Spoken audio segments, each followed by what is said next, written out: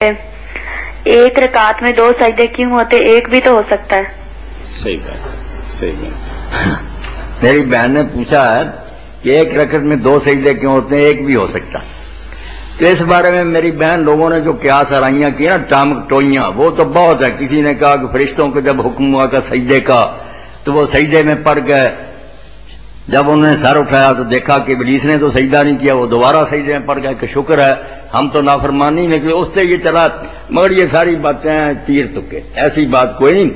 سمجھنے کی بات جو ہے وہ یہ ہے کہ رکعت میں، سارے یہ میرے دوست بھی سمجھے، رکعت میں اصل چیز جو ہے نا، سب سے بڑی عبادت، جس کے بارے میں اللہ کے رسول علیہ السلام نے فرمایا کہ بندہ اپنے رب کے سب سے زیادہ قریب اس وقت ہوتا جب وہ سجدے میں پڑتا۔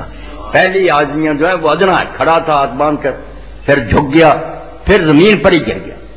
وہ اس نے پیشانی جو جسم کا سب سے اشرف عضو ہے، سب سے اعلیٰ، کہ میں سر نہیں کسی کے نیچے خم کروں گا، وہ سر اس نے اگر توفیق ہو، جیسے ابن مسعود نے مٹی پر سجدہ کرتے اور امام مالک بھی زمین پر کرتے، اگر یہ ہو جائے پھر تو بہت بات اچھی، ورنہ ہم جہاں بھی سجدہ کرتے ہیں زمین ہی ہے نا۔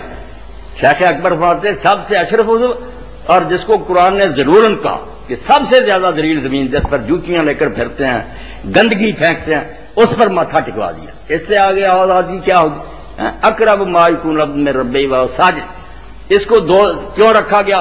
چلو آپ نے پوچھا، بچی سب کو پتا چلے کہ کتنا نقطہ ہے اس کو، مگر ہم اس طرح نماز نہیں پڑھتے۔ ایک سجدہ جب کرتے ہیں، پھر اٹھتے ہیں، پھر دوسرا سجدہ کرتے ہیں، پھر بیٹھتے ہیں، پھر کھڑے ہوتے ہیں۔ دیکھیں یہ ریہرسل ہے میری اور آپ کی کہانی کا۔